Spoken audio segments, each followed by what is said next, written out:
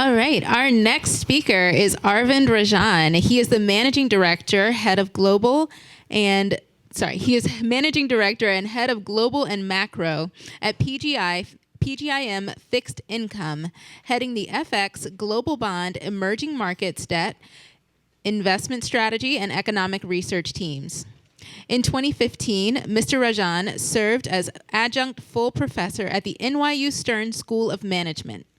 Previously, he was head of PGIM's Fixed Income's Quantitative Research and Risk Management Group.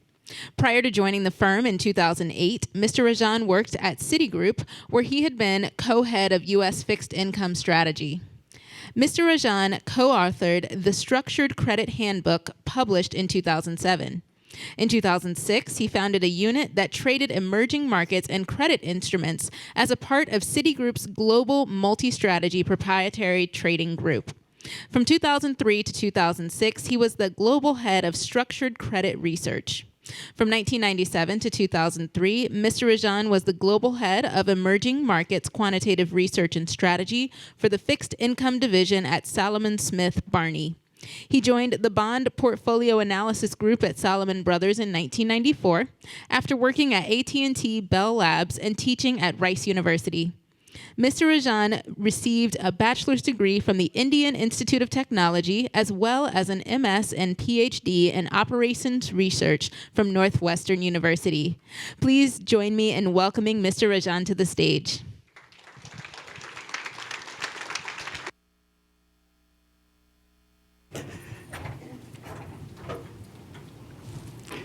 Thank you very much for that very comprehensive introduction.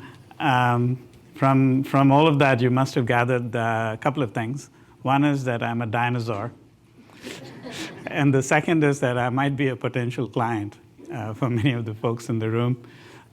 If you got that, that's great. I wanted to really, the only thing you need to take away from all of that is that I've spent probably about a quarter century splitting my time between applying mathematics to finance and to investing, and actually doing the portfolio management work and trying to generate returns. So from that standpoint, as a someone that kind of lives by the results that we produce in terms of investing, I think I thought that I would try and give you some insights into how we would go about selecting which new AI and data science techniques are useful to us and which ones are less so.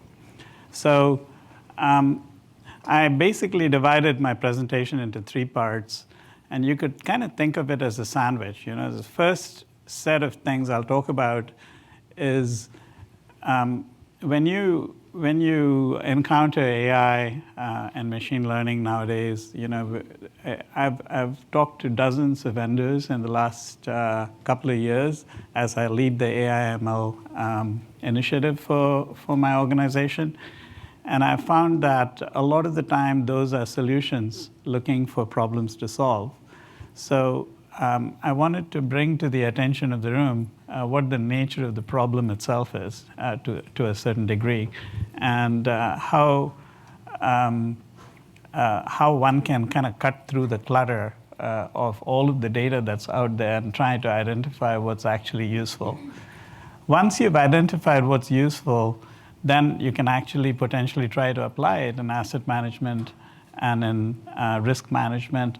And so I'll run through a dozen of what I think of as successful applications, you know, of artificial intelligence and data science, really fast because we only have 30 minutes.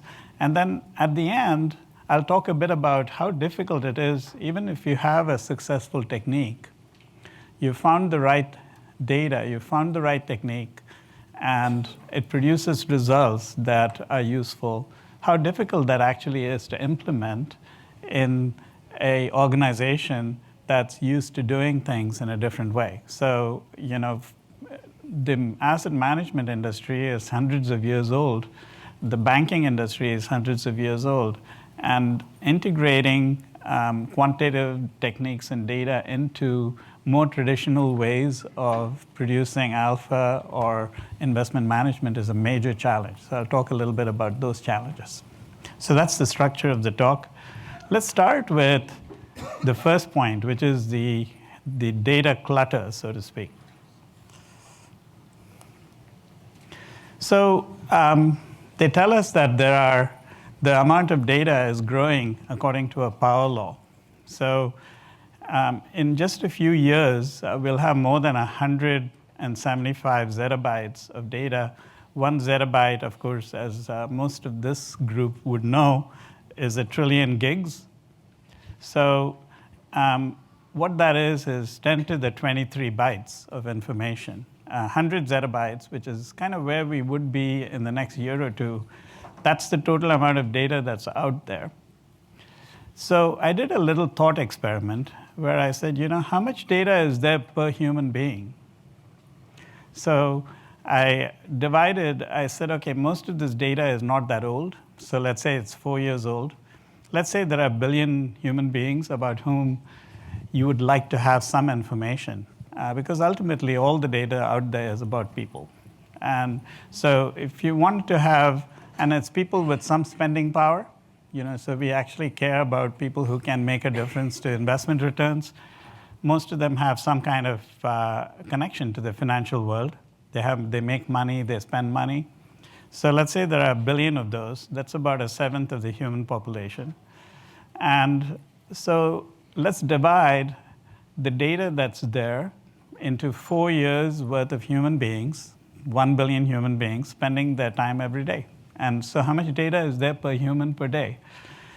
And the answer is there's 1 billion pieces of data, each of which, let's say, is 100 bytes. So the question is, are there even 10 useful things that I do in a day that you would want to know about? Actually, I could just tell you what they are if you ask me at the end of each day. Instead, what we are doing is we're combing through 1 billion pieces of data, looking for the 10 useful things that I did that day. That's the nature of the problem that we are looking at here. So the bottom line here is that most of the data is noise.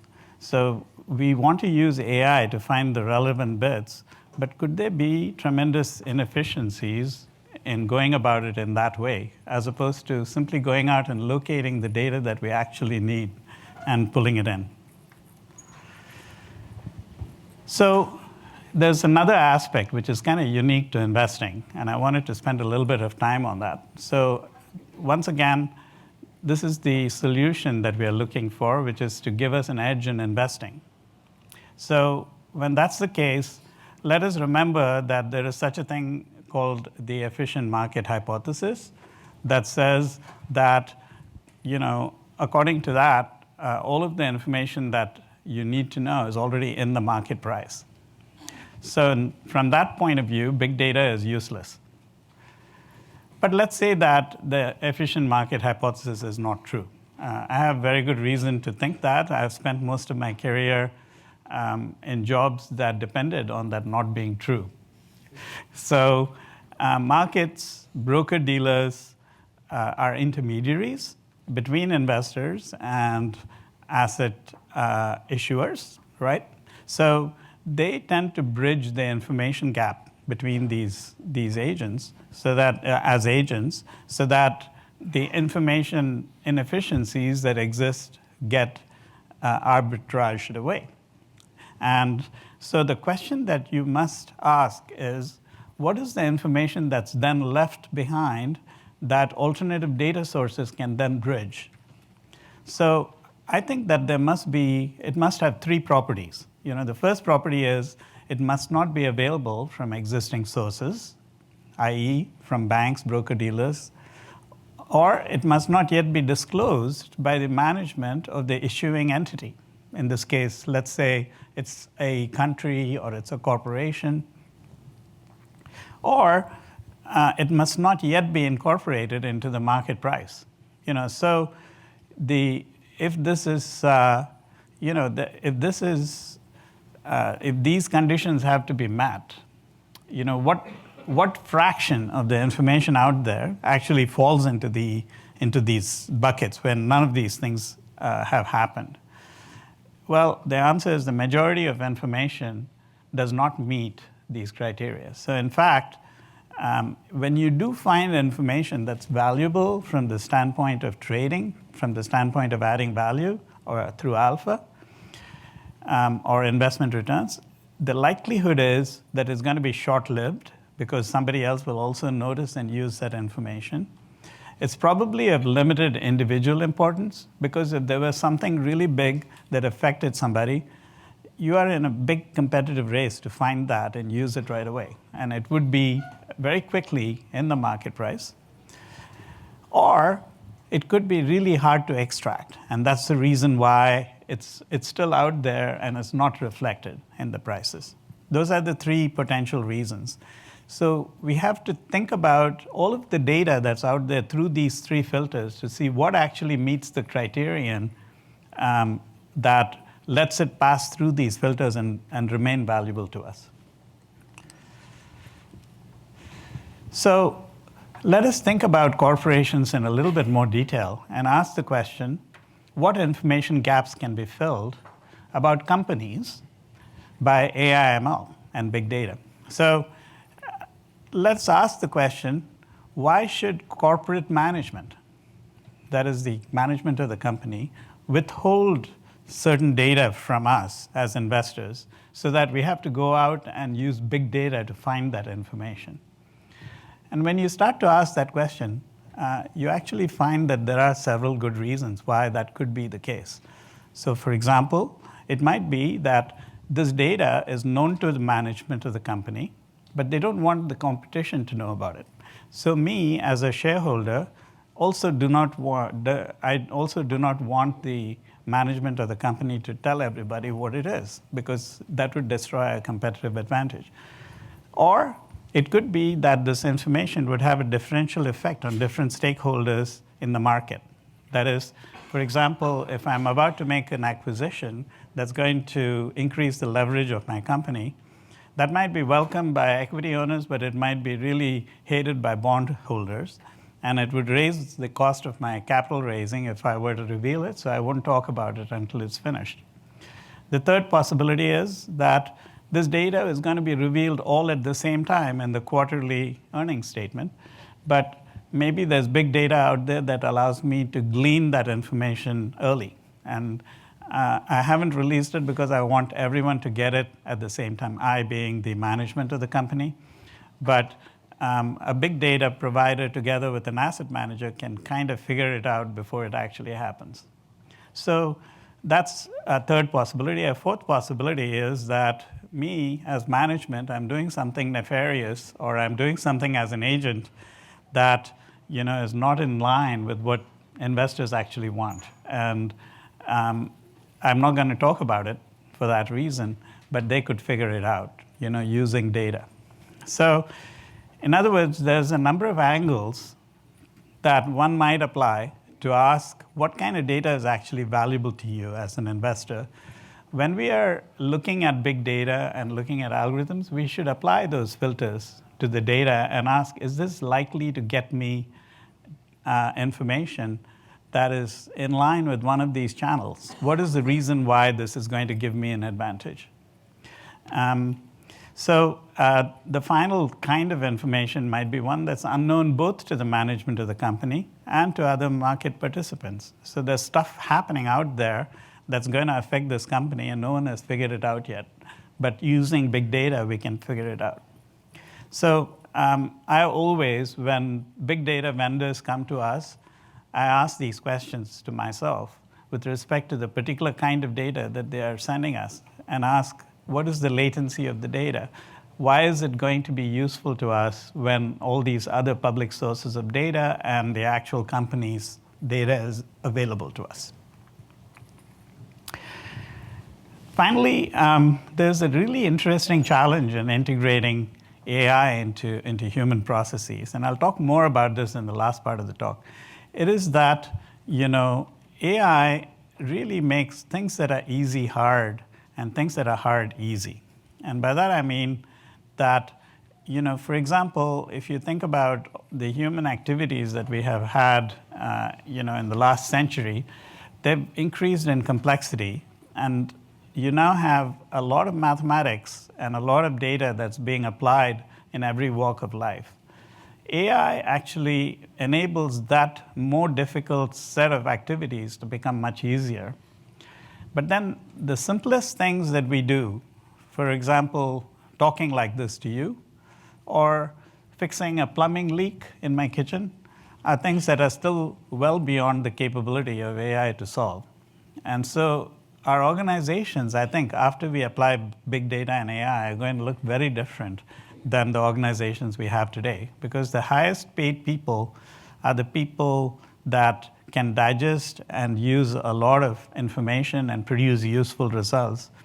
Especially when you apply AI to AI in line with the talks that we just heard, that could change dramatically. And it could be that what is left over consists, at least in terms of the number of people involved in it, still the jobs that are out there will largely be of the really simple variety, that machines are simply not equipped to do. Now, let's go to the middle part of this sandwich that I was presenting to you. And the two layers of the sandwich on either side of this middle are a little bit, maybe a representation of some of the difficulties. So they are the dark side, if you like, of my talk. The middle part is the fun part, because it's actually talking about what's worked and what I think of as being successes in this field. And let me start with the alpha generation area, which is what I'm primarily responsible for the last 8 or 9 years at PGIM in emerging markets and in global. And over the last several years, I've seen a lot of data and AI techniques that have been applied to this area successfully. So the first kind of area which you hear about is to identify tactical trading opportunities using data that is not yet available and will not be available until the next quarter's earnings release. And it's coming from things like satellite imagery or point of sale data that tell you what earnings, revenues, et cetera, would look like at the end of the quarter. Another one would be with respect to modeling the performance drivers, using geolocation data to determine property values. So for example, if you know that traffic in a certain part of the city is increasing, you can infer that economic activity is increasing and perhaps infer something about real estate values there. That's alternative data being applied directly to company results. Another big area where I think is one of the most useful to investing is the natural language processing area. Their analysis of transcripts has provided what look like quite useful signals as to how the company would do in the future. Because transcripts are written by human beings, and then by analyzing them, you can actually learn quite a bit about what the company thinks about its own earnings. Especially the Q&A sessions, when you analyze those, appear to provide useful information that the market is not completely picking up on. This requires you to benchmark these against prior earnings calls, and I think that we are at the beginning of a arms race between companies that want to produce the best possible outcome in the stock market and analysts and AI programs that are trying to reverse engineer whatever the company is saying to try to figure out what they are up to. And this can now be applied also to news flow. So I think that we are all bombarded with a fire hose of information every morning when we come in, and sorting through that and determining what's useful to you to know when you're investing for the day is a very helpful thing. And this can also be applied across sectors and across markets to find trending themes that are common. So simply processing information and extracting the parts that are useful is a very helpful technique that AI/ML brings to us.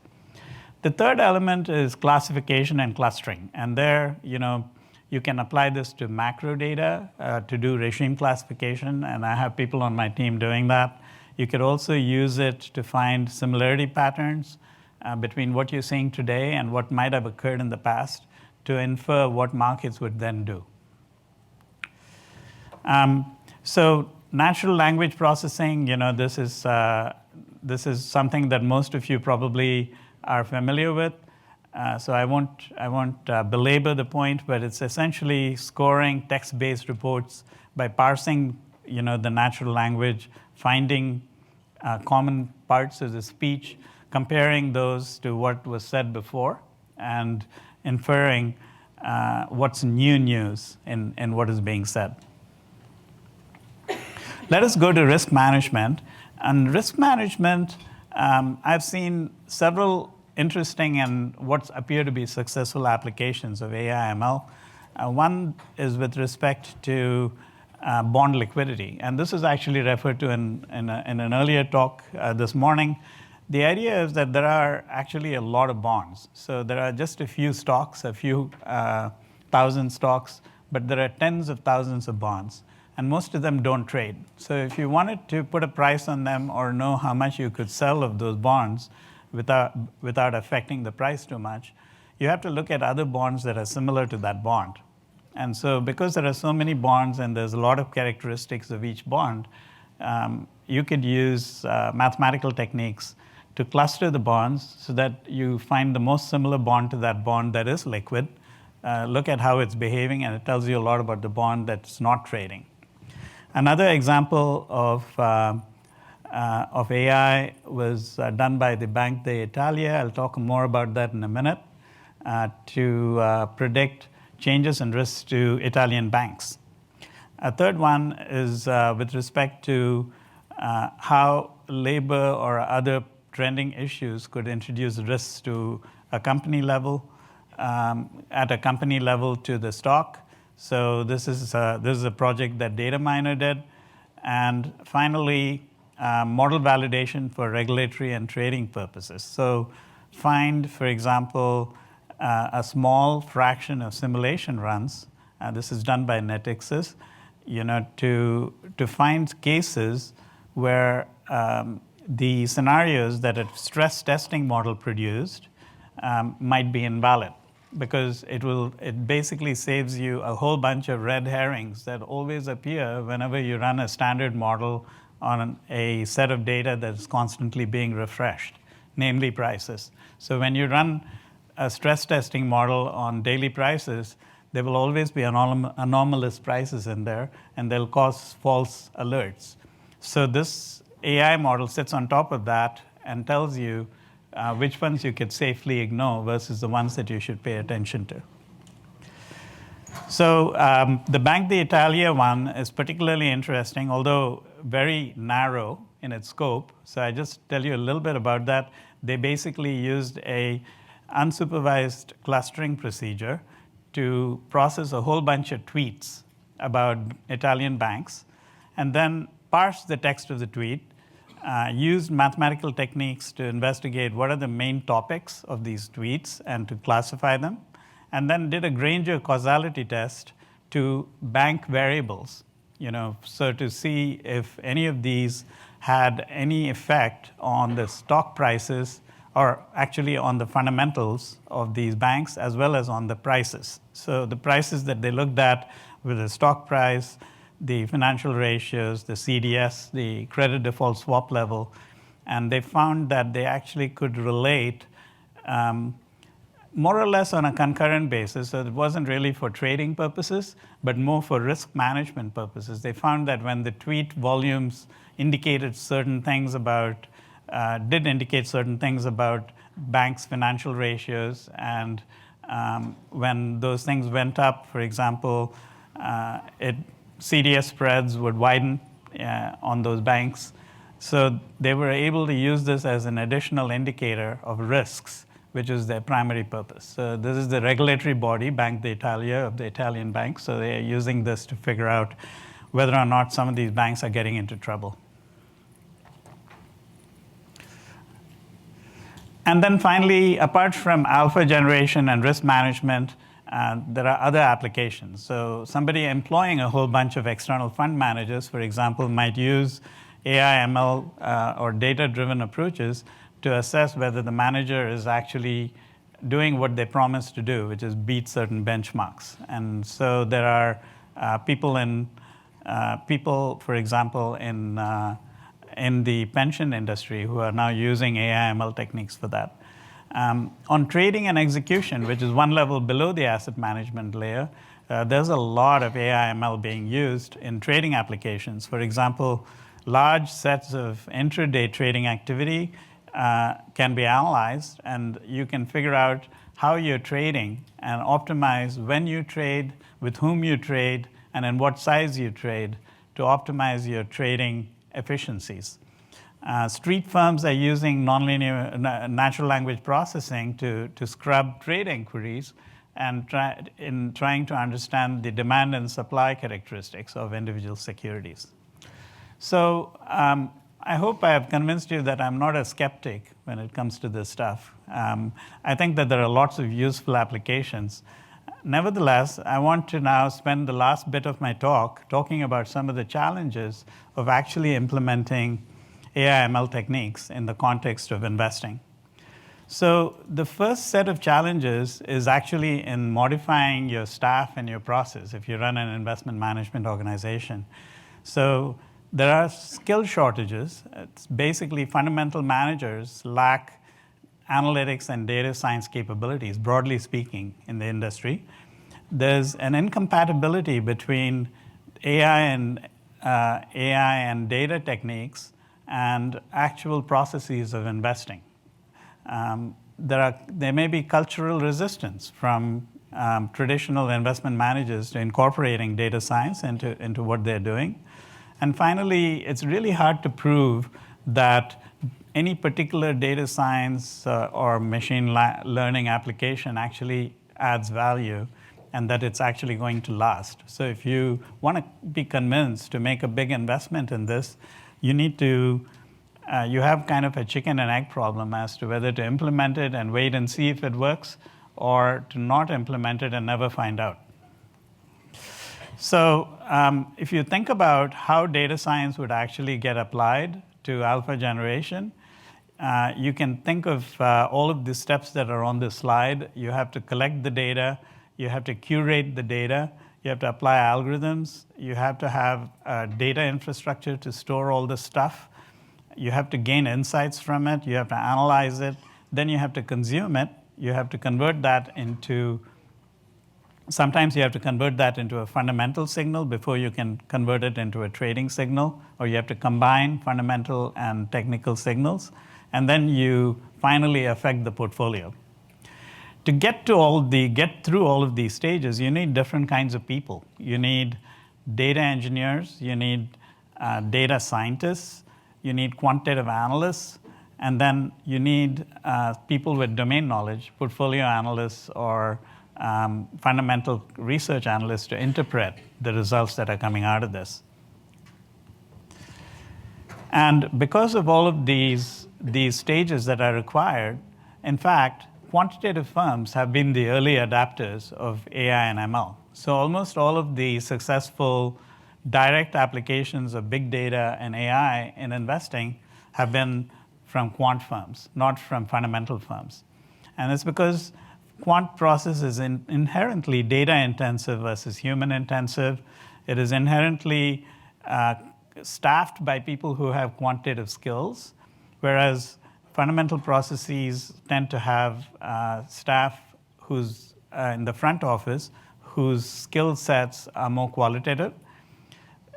You're looking for, and this is a really important point, in the quantitative process, you are happy to find an incremental signal, which when you combine it across hundreds of securities, adds value. In the case of a fundamental manager, they're often trying to decide whether to buy each stock or bond or issuer one at a time. And it's often the case that a very attenuated data signal on that one security is not going to be strong enough to decide the case one way or the other. Quant processes are built to incorporate new quant signals. Fundamental processes are not built to accommodate quant signals. And finally, cultural receptivity to AI, ML, and big data is much better at quant managers. So in addition to the fact that there are these process challenges, there's also the fact that there's uncertain value in this alternative data. Going back to the first section, you don't really know how much value is being added by any new set of data, and you don't know how long it'll last. Very likely, others will use it too, and it'll dissipate pretty quickly. So you have to stop using it before it loses you too much money. So that's really important, and it's hard to know when to do that because you don't have sufficient statistical significance when you start to lose money from a signal to necessarily stop it in time before it actually loses you a lot of money. Secondly, signals might already be incorporated, and you have to know when that's the case. It's hard to know. Data availability is a huge issue. There are large, there are large data sets, and I think that basically a lot of them are extremely noisy. Cleaning them up is a huge problem, and vendors may not know how to clean the data properly or to curate it properly because they're not in the business of the business. So often I encounter curated data sets where the essentials have been already taken away. And I need to make connections between pieces which have been separated out, and I can no longer do that with the curated set. I got to go back to the raw data set and do the whole thing over again. And then finally, I think that there's a speed of change issue here. Everything is moving so fast, and there's so much more data all the time that it's really expensive to keep it up. So to decide to put the money into data science is to constantly chase after things which go out of style, and then to quickly move to new things that come into style. So with respect to the techniques themselves, there is an enormous amount of overfitting of models. And I think that this has to be dealt with in a way that's definitive for us to use them more widely. There are other issues with respect to black boxes and explainability, with ethical concerns that were raised by the previous speaker, and with econometric time series data issues, with large lags and restatements. It just multiplies the amount of data that you have to process. So let me stop there, and thank you very much for your time.